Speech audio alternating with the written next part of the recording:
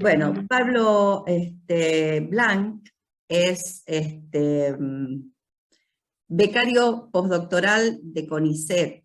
Él es el licenciado en Geología, recibido en la Universidad Nacional de San Juan, se doctoró también en la Universidad Nacional de San Juan, y su lugar de trabajo es el Gabinete de Neotecnología y Geomorfología del Instituto de Geología Emiliano Pari, y el INGEO, de la Facultad de Ciencias Exactas, Físicas y Naturales, de la Universidad Nacional. Se ha desarrollado una amplia experiencia de actividad de investigación científica en la región de Precordillera Central de la provincia de San Juan, y sus temáticas relacionadas con la neotectónica. Bueno,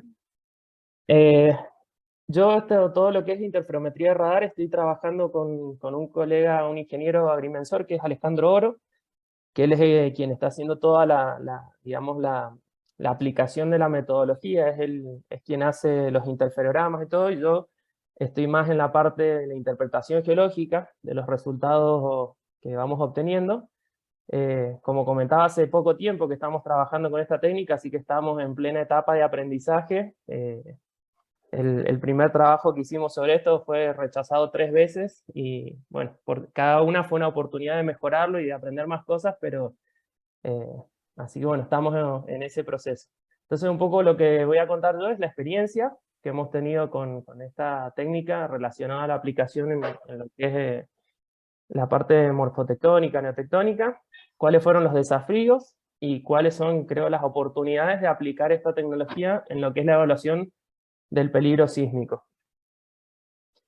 Este terremoto, que fue el 19 de enero de 2021, se produjo, tuvo una magnitud de 6.4 en la escala de momento, que bueno, es una de las variantes de la escala de Richter. Se ubicó en lo que es la precordillera central, a unos 40-50 kilómetros al suroeste de la ciudad de San Juan.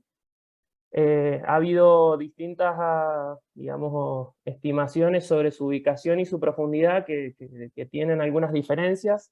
Para USGS el epicentro tuvo unos 20 kilómetros de profundidad, para IMPRES 10 kilómetros, y para un trabajo más reciente que es de Sánchez Dirino y otros, lo ubicaron en 5,6 kilómetros.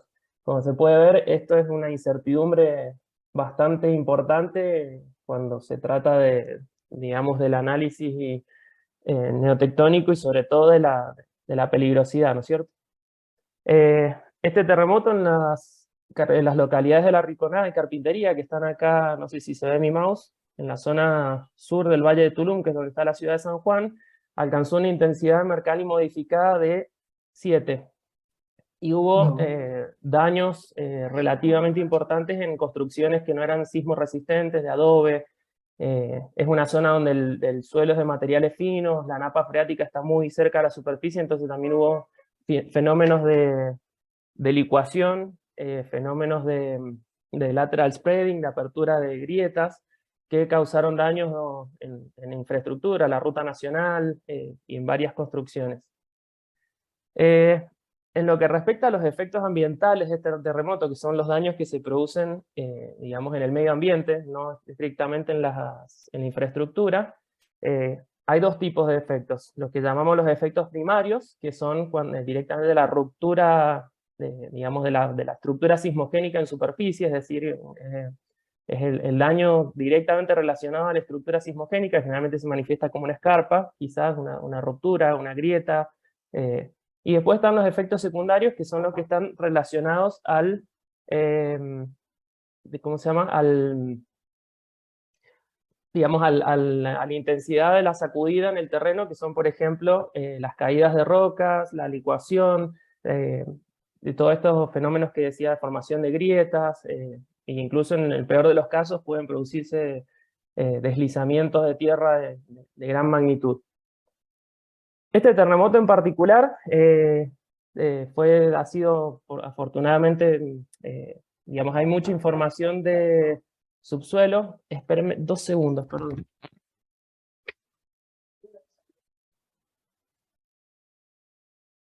Disculpen, me estaban golpeando la puerta insistentemente. Y Sigo, bien. Bueno, este es un terremoto que tenía una gran cantidad de réplicas, que casi todas han sido a profundidades mayores o iguales que las del sismo principal, y estas réplicas han tenido una ubicación un poco sesgada respecto de los epicentros que han sido reportados. Como se puede ver, ahí se puede ver el mecanismo focal de este terremoto. Este es el trabajo de Sánchez Girino, donde han ubicado el epicentro, y se puede ver que la nube de réplicas está ubicada principalmente o sesgada hacia el norte. Ha sido un fenómeno curioso porque esta es una zona, digamos, donde estamos en plena etapa de la compresión andina, y las estructuras superficiales responden generalmente a ese régimen tectónico compresional de este a oeste. Y las fallas que están en superficie son generalmente fallas que tienen rumbo norte-sur, y son fallas inversas, donde la componente transcurrente suele ser pequeña o incluso despreciable. Sin embargo, nos sorprendió porque el mecanismo focal indica que el movimiento ha sido principalmente de componente de rumbo. En este caso, Sánchez Girino lo interpretaron como una falla dextral de orientación noreste-suroeste, pero también podría interpretarse como una falla sinestral de rumbo noroeste-sureste. ¿Cuál es el tema? Es una estructura que, o sea, el epicentro o la deformación que hemos visto no coincide exactamente con ninguna de las estructuras que conocemos de superficie. Y por la profundidad que tiene, y según las interpretaciones más recientes, aparentemente el epicentro de este terremoto se ha ubicado en el basamento, es decir, incluso por debajo del nivel de despegue de lo que es la precordillera central, como se puede ver en la figura de la derecha, que hay un pequeño esquema, un perfil estructural de la zona. Entonces, eso es todo un problema porque no estamos viendo cuál es la estructura que ha generado este terremoto y no sabemos prácticamente nada sobre sus propiedades, su potencial sismogénico. Entonces, bueno, ahí es un poco donde entra el tema de la utilidad de DINSAR, de decir, bueno, veamos qué deformación hay en superficie, veamos si podemos encontrar algún patrón de deformación que nos indique qué orientación tiene esta estructura y qué alcance ha tenido los efectos que ha producido en la superficie, que han sido todos efectos secundarios, es decir, caída de rocas, licuefacción, los que mencioné previamente. Bueno, este mapa geológico más o menos muestra es una zona compleja. Precordillera tiene una estructura geológica muy extensa desde el Paleozoico. Eso quiere decir que hay muchas estructuras y muchas fases orogénicas sobreimpuestas. Entonces hay estructuras heredadas de la orogenia andina y de todas las orogenias previas que ocurrieron desde el Paleozoico. Entonces es una estructura compleja y hay muchas, digamos, eso hace que la deformación no se distribuya de una manera muy intuitiva o muy acorde a los modelos convencionales que explican cómo se forma una faja plegada y corrida, por ejemplo. Entonces, avanzamos un poquito más. ¿Qué da esto como resultado? Que la relación entre las fuentes sismogénicas en sismos de moderada y alta magnitud y la expresión superficial de las fallas sismogénicas o las fallas neotectónicas que se conocen es difusa en la provincia de San Juan. No hay una clara relación. Entonces, ahí es donde la herramienta DINSAR puede ser una herramienta poderosa para ubicar esas áreas que tienen cambios en la topografía o deformación, que en el mejor de los casos y con suerte nos podrían señalar cuál fue realmente o cómo es la geometría de esta fuente sismogénica. Bueno, entonces el objetivo es entonces identificar la deformación superficial primaria durante el evento sísmico de este evento, si es que la hubo, y también evaluar la magnitud y extensión de sus efectos secundarios. Acá hay algunas fotos que han sacado colegas míos del gabinete, donde se pueden ver algunos de estos efectos secundarios, se ven grietas, se ven pequeños volcancitos de arena que son indicativos de licuación. Hubo gran cantidad de procesos de caída de rocas que provocaron, digamos, que fueron generalizados en toda la región. Afortunadamente no hubo grandes deslizamientos, pero algunas de estas caídas de rocas afectaron a rutas de importancia, que si justo algún vehículo hubiera ido circulando en ese momento por ese lugar, podría haber pasado lo peor. Acá podemos ver otros ejemplos. Esto es lateral spreading, cuando tenemos un efecto de borde libre en un costado, por ejemplo, el terreno, los terraplenes pueden ceder también y generar este tipo de grietas. En cuanto a los sensores y técnicas utilizados, trabajamos con dos sensores diferentes de la constelación Sentinel. Primero utilizamos el enfoque del estudio, primero fue detectar deslizamientos, caídas de roca, entonces fuimos primero, por un lado fuimos a las imágenes Sentinel-2, que son imágenes multiespectrales de lo que es el espectro visible e infrarrojo. Se tomaron dos paquetes de datos, digamos, con sus correspondientes bandas, una imagen del 10 de enero y otra del 20 de enero, es decir, una presísmica y una posísmica respectivamente. Y lo que hicimos fue construir una imagen en falso color, pero haciendo lo siguiente. Hicimos la resta correlativa entre cada una de las bandas entre las dos imágenes. ¿Cuál fue la idea de hacer esta sustracción? De decir que todos aquellos píxeles que representen parches de terreno que no sufrieron un cambio, van a dar valores cercanos a cero, porque van a tener valores similares entre las dos imágenes, y donde se produjeron cambios en el terreno, se supone que se van a diferenciar estos valores y va a dar valores mayores de reflectancia quizás de esos píxeles. Se hizo con una calculadora raster de QGIS y se aplicó las bandas 3, 4 y 8, que son las que te mostraron la mejor reflectancia del polvillo que produjeron estas caídas de roca en el terreno. El resultado es una imagen de color falso donde se destaca muy claramente los procesos de caída de roca, se ven como manchas de color blanco amarillento sobre un fondo marrón, que son las áreas no afectadas, es decir, que donde hubo cambios el color es claro, donde no hubo cambio el color es oscuro.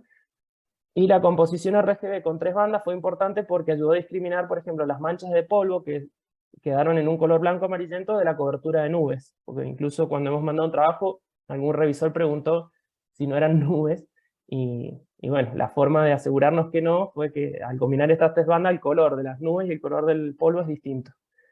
Y empleando un algoritmo semiautomático, una poligonación a partir de imágenes raster, se hizo un control y limpieza manual y obtuvimos los polígonos correspondientes a las áreas afectadas que utilizamos para crear un mapa de calor de densidad de deslizamientos.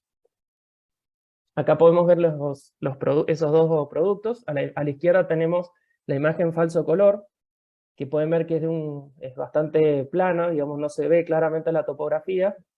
Todos esos píxeles marrones son los que en teoría no sufrieron cambios. Los píxeles de color rojo y verde tienen que ver con cultivos, son zonas de cultivos, entonces es esperable que las diferencias en la irrigación o la cobertura vegetal generen diferencias. Y después en lo que es los cordones montañosos, como la Sierra Alta de Sonda, Sierras Azules, Sierra Chica de Sonda, se ven estas manchas amarillentas que son todos, digamos, parches de polvo relacionados a estos procesos de caída de rocas y pequeños deslizamientos.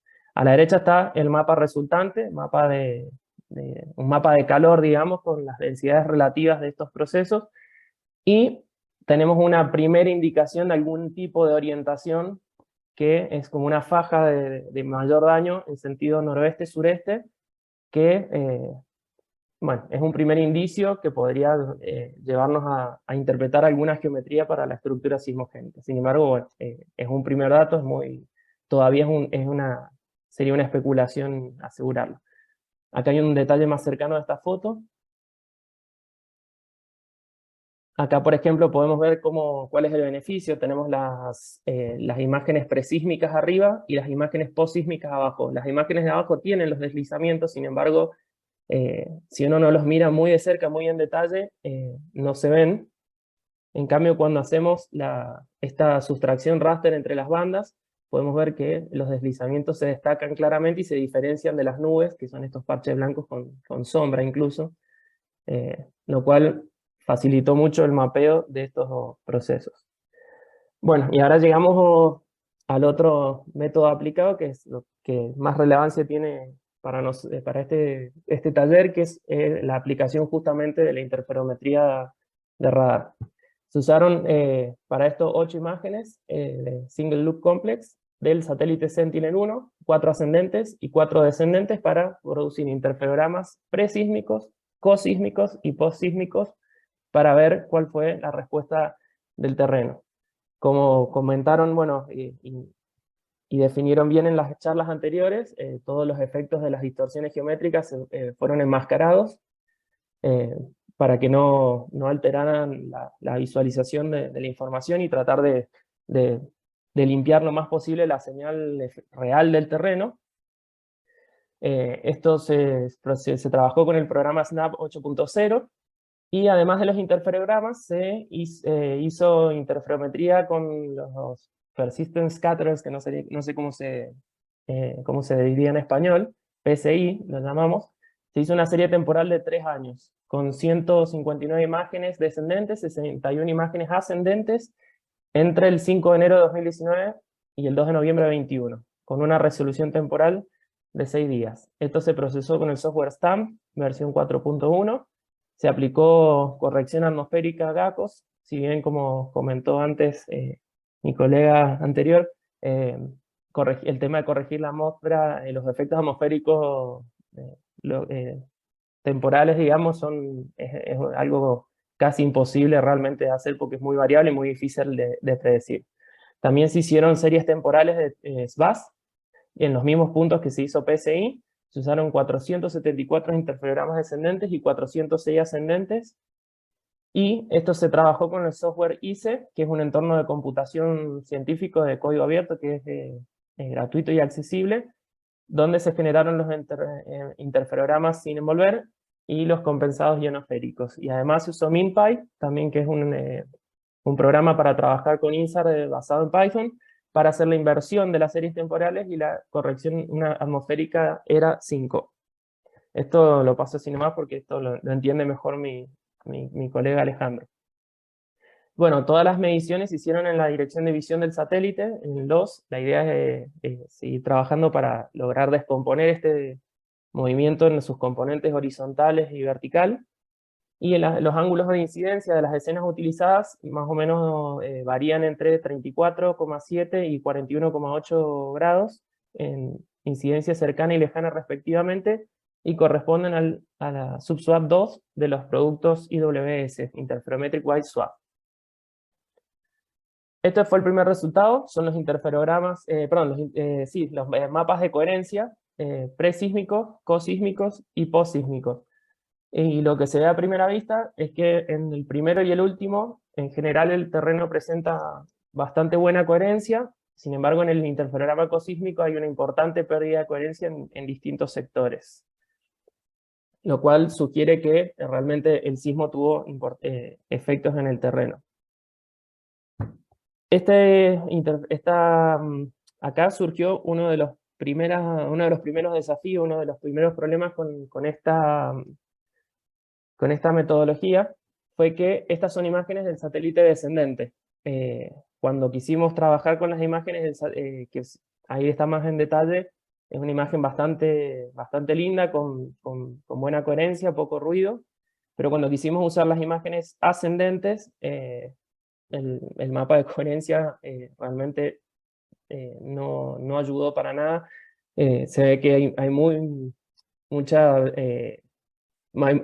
mucha falta de coherencia generalizada, la información está muy granulada, entonces los interferogramas que obtuvimos desde las órbitas ascendentes fueron mucho menos confiables, digamos, y los revisores tampoco nos perdonaron ese problema. Sin embargo, bueno, ¿cuál fue la utilidad, por ejemplo, de estos mapas de coherencia? Es que, si bien la coherencia es una pérdida en la confiabilidad de un determinado punto del terreno en la reflexión, esta diferencia también puede ser útil para detectar, esta pérdida de coherencia puede ser también útil para detectar daños en el suelo a escala regional después de un terremoto.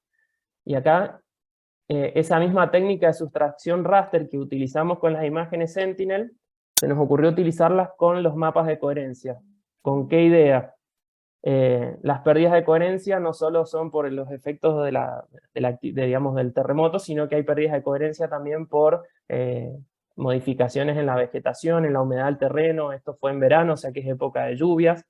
Entonces dijimos, ¿cómo podemos aislar la señal tectónica? Y lo que probamos fue hacer una resta entre lo que fue el interferograma cosísmico y el presísmico. De esta manera, donde hubo una pérdida de coherencia, vamos a seguir manteniendo esos colores oscuros. Donde hubo una ganancia de coherencia, en lugar de obtener, lo que vamos a obtener son colores blancos, y donde la coherencia no se modificó, obtenemos colores grises. Entonces, cuando hicimos este procesamiento y miramos el mapa de coherencia a escala regional, vimos que las pérdidas de coherencia estaban, digamos, que supuestamente están relacionadas únicamente al sismo, estaban concentradas justamente en torno a los epicentros. Y esto nos permitió tener una idea, una aproximación de cuál fue el alcance del daño ambiental, del daño en el terreno que produjo este terremoto. Bueno, y a tiempo después de hacer esto, conocimos este trabajo de un chino que es Lu, apellido Lu et al, en 2018, donde hacen un procesamiento similar a lo que hemos hecho nosotros, solo que es bastante más sofisticado, y la idea es eventualmente aplicar esta metodología para mejorar los datos que obtuvimos. O sea que, digamos, no fue una idea tan descabellada después de todo. Esto también, este mapa filtrado nos mostró algo llamativo, que es que las pérdidas de coherencia relacionadas al sismo son más extensas de los daños que se ven en las imágenes visibles. Esto es interesante porque podría estar indicando quizás que en el terreno hay otros procesos relacionados digamos, otros efectos secundarios que no son visibles en una imagen satelital, que posiblemente tenga que ver con reptación de laderas o movimientos de muy poca magnitud en el terreno, o modificaciones de muy poca magnitud que no son detectables en el campo, en la campaña de campo, ni en las imágenes satelitales.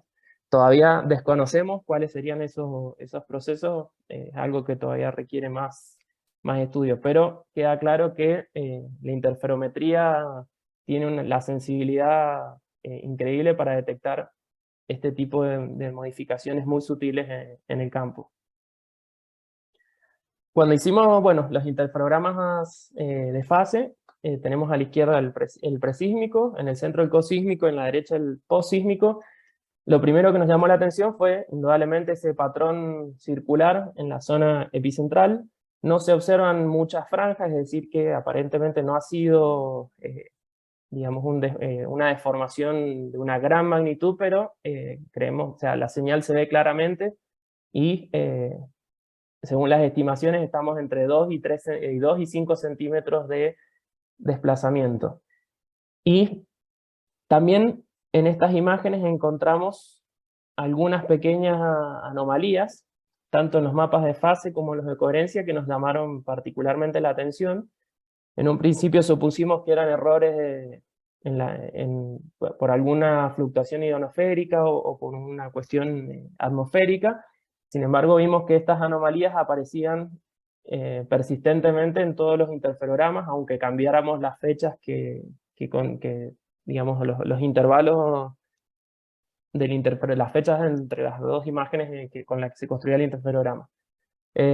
Incluso en las imágenes Sentinel-2 que estaban procesadas, también se ven unas anomalías en el color en el terreno, lo que sugiere que en coincidencia con esas anomalías en la gravimetría, aparentemente el terreno sufrió algún tipo de modificación y se produjo algo de polvo en el terreno, lo cual es muy llamativo. Lo mismo acá en la zona entre la Rinconada y Carpintería, es una zona de muy baja coherencia. Sin embargo, llama la atención de que en este interferograma filtrado, esta zona que fue la que sufrió licuefacción, se mantiene los valores de baja coherencia incluso después del filtrado, o sea que hay ahí una zona de baja coherencia relacionada al sismo. El resto de la zona del Valle de Tulum, que también está vegetada, también está irrigada y todo, no muestra esa misma pérdida de coherencia después del filtrado, lo que sugiere que este procesamiento también podría servir para detectar esas modificaciones en el terreno, incluso en zonas muy vegetadas, donde hay digamos, muchos cambios de humedad, vapor de agua, todo lo que perjudica la señal del satélite. pero bueno, también es algo que requiere más, más desarrollo y más estudio. Bueno, en general, a partir de estos interferogramas hicimos lo que son los mapas de desplazamiento, también están en la dirección de visión del satélite. A la izquierda está el caso del terremoto, a la derecha el caso de un sismo de mucha menor magnitud, que si no me equivoco fue de 4,4 también en la escala de momento, y vemos que también en este caso hay alguna especie de señal en el terreno, con esos patrones tipo mariposa en el caso del interferograma de fase, y ciertas anomalías relacionadas, que son tan sutiles que en el campo difícilmente se pueden ver. Justo en este caso es una situación ideal porque es un terreno que es una región árida, donde hay muy poca vegetación, y en este caso estamos casi sobre sustrato rocoso y depósitos aluviales que, digamos, donde hay poco problema con las variaciones de humedad y esas condiciones. En este caso hicimos 3 interferogramas distintos con 3 intervalos diferentes para ver qué pasaba con esas anomalías que habíamos visto. Como se ven en los mapas de deformación abajo, los resultados varían en muchos casos, es decir, hay muchas anomalías. Por ejemplo, en el del medio, en la zona norte del interferograma, pareciera que hubo más levantamiento que en la zona epicentral. Y todo esto son esos errores que seguramente están relacionados con la cantidad de vapor de agua en la atmósfera en ese momento, la humedad del suelo. Como decíamos, es época de verano, es una época de muchas tormentas, de mucha lluvia. Sin embargo, en todos ellos, las anomalías que nosotros vimos siguen apareciendo. Es decir, que se hace menos probable de que estas anomalías sean un error digamos, de una interferencia en la señal del satélite. Entonces dijimos, ¿qué hacemos? Cuando mandamos el primer trabajo, muchos revisores criticaron de que para ellos eso era una anomalía. Entonces dijimos, ¿cómo demostramos que este cambio es independiente de las condiciones atmosféricas y ionosféricas del momento? Justamente con las series temporales, donde esos errores, que son aleatorios y variables, se disipan en un muestreo más estadístico, digamos, al procesar muchos interferogramas en lugar de un solo par. Este fue el primer resultado, donde al menos en la zona epicentral se vio claramente que hubo un salto en la topografía de unos pocos centímetros. Sin embargo, este primer mapa de PSI resultó bastante granulado, digamos, con poco detalle, y no abarcaba estas anomalías. Entonces, ante la sugerencia de los revisores, volvimos a hacer las series temporales, volvimos ampliamos más el área para incluir todas las anomalías, y tuvimos resultados muy interesantes. En este caso tenemos en la parte de arriba, si no me equivoco, el mapa a partir de la imagen del satélite descendente, y en la parte de abajo, si no me equivoco, es el ascendente. ¿Y qué observamos? En la zona epicentral, en los dos satélites se ve un abombamiento, se ve de una magnitud distinta porque, como esto es en la línea de observación del satélite, se ve que el terreno probablemente se ha acercado más hacia un satélite que hacia el otro, pero en los dos casos se ve que hay un levantamiento. Y en lo que respecta a las anomalías, esto es lo más interesante de todo. Este recuadro que muestra acá coincide con lo que es la falla La Rinconada, que es una falla que está en Precordillera Oriental, que estuvo posiblemente relacionada al terremoto de 1952-54, si mal no recuerdo, que afectó esa zona, y nos llamó poderosamente la atención de que la anomalía que habíamos visto se ve muy marcada en estas imágenes. Y justamente como lo que comentó Graciela en la charla previa, esta imagen nos permitió ver casi muy claramente hacia dónde se estaba moviendo. En el caso de la izquierda, el movimiento principal ha sido un movimiento dominantemente vertical, pero en este caso podemos ver que los colores de esa anomalía se invierten.